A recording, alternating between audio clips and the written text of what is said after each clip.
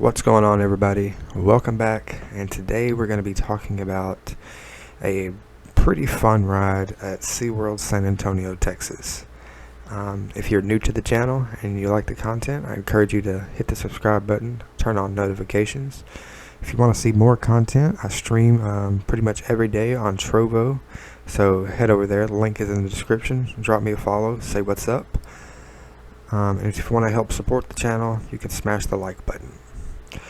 So today we're going to talk about Steel Eel. It is a Morgan hypercoaster. Well, technically it's not a hypercoaster, but it's a Morgan coaster at SeaWorld San Antonio, Texas. The minimum height requirement is 48 inches with a chain lift hill with a total height of 150 feet. The first drop is also 150 feet, reaching top speeds of 65 miles per hour with 3,700 feet of track. The first drop degree angle is 60 degrees. A little fun fact about this ride opened in March of 1999, so this is a pretty old ride, but they've done a pretty good job of keeping this ride up. When the ride opened, it had a very, very ugly picture scheme, like color scheme to the ride. There were yellow tracks with this like mix between beige and baby puke green. If anybody has ever seen The Exorcist, do you remember The Exorcist when she threw up all over the priest? It was kind of that color, but kind of a little bit darker. It was pretty ugly color, not gonna lie. And then several years later, they changed the color scheme to the color it has now, to where it has the purple stilts and the yellow track. This track uses tubular supports, which is definitely not something you see a whole lot. This ride is it's unique, and it's actually a little backwards from anything I'll ever say, and I can't believe I'm saying this. This ride solely, the main focus of this ride is the airtime. That's the prominent part of this ride is the bunny hills and the airtime.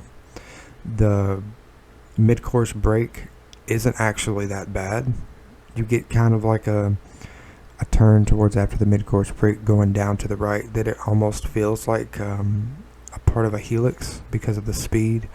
I feel like you get maybe 1 or 2 G's on that part right there, but that's pretty much it.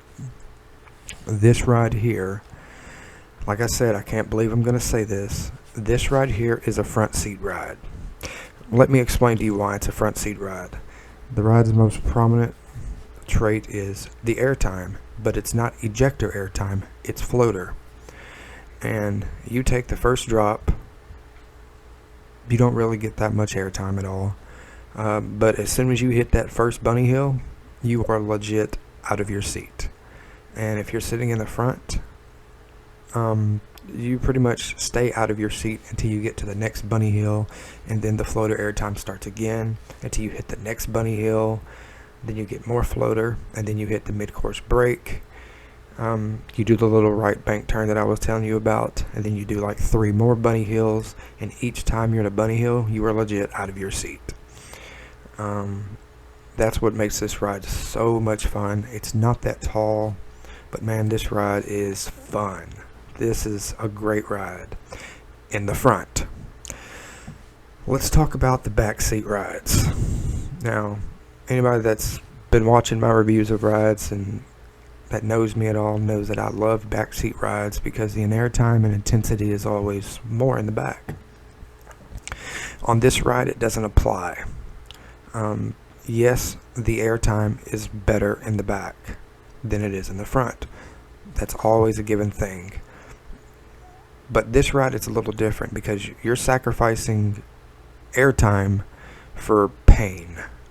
And what I mean by pain is when you're in the back seat and you take these bunny hills, you're going to get the floater airtime, but before you reach the next bunny hill, the airtime and the type of seating that is on the rides, it kind of just throws you into your seat. So it's a pretty painful experience.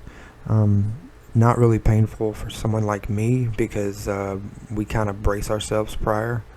So it's really not all that bad. But if you're new to the ride and you don't really know, and you just, oh, it's got airtime, let's ride in the back, you're gonna be, and you can be like, oh my god, that was so rough, just throwing you into your seat, because this thing, it doesn't have any cushion on the seats. It's legit 100% plastic. So getting the floater airtime coming out of your seat and then just being slammed down into it, if you're bony and skinny like me and you're not fluffy, it can get pretty painful. So I just want you to keep that in mind. That's why I try to tell people to try to stay away from the back and try to get as far to the front as you can. I will sit there and I will wait for an extra rotation for the front seat to come open. I will wait 2 rotations for the front seat to come open, because I know it's going to be a much better ride. I know it's going to be smooth. I know I'm going to get the floater airtime. I know it's overall just going to be great. So I would rather wait for the front car, and I would recommend that you do the same. Let the general public sit in the back. Let them experience the back seat on their own. Save yourself some pain and some excitement, and just sit towards the front. It's going to be a lot better. The theming of this ride is based on an eel. There's a sign at the front that says steel eel. Aside from that, there's really no intense theming to this ride. There's like a wooden plank, kind of like with Shockwave, that lead up to the station. They have a quick queue station there, which is kind of like Flash Pass at Six Flags, where you can just walk up some stairs and you're right there at the front of the line. Aside from that, there's really no theming. The restraints are lap bars and seat belts, which is a good thing. The lap bars are very, very good because they don't come down all the way. So if you're small, if your figure is small and you get these lap bars, you can just pull the lap bars all the way down and you'll still have a lot of space in between you and the lap bar. And then you can just kind of put your seatbelt on, and then you'll get loads of airtime. I put my seatbelt on just enough to where if something happens, I'm not going to fall out.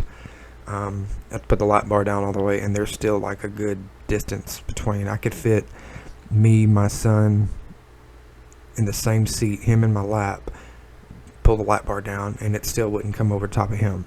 So the lap bar, it's pretty significant. I think they're really great lap bars because they are cushioned, but the seats aren't. So big freaking rip. I think that if SeaWorld were to kind of not renovate the ride itself, but renovate the cars, like maybe get some new cars in, put some cushions, in the seats or whatever, I feel like the ride would be phenomenal in the back. But man, it's just so rough in the back. Like it's insane. Even when we go to SeaWorld, and Megan's yet to ride it, but I tell her all the time, I said, when we ride this, we got to ride the front. She doesn't like riding in the front. And I tell her, well, if we don't ride in the front, we got to ride pretty close to the front. I said, because if we ride in the back, it's just going to be painful, and it's just not worth it. So I think SeaWorld should really renovate these cars. Anybody that's ever ridden SeaWorld, if you guys think that SeaWorld needs to renovate these cars, let me know in the comments what you guys think, because man, these cars are insane. Like, there's no cushion.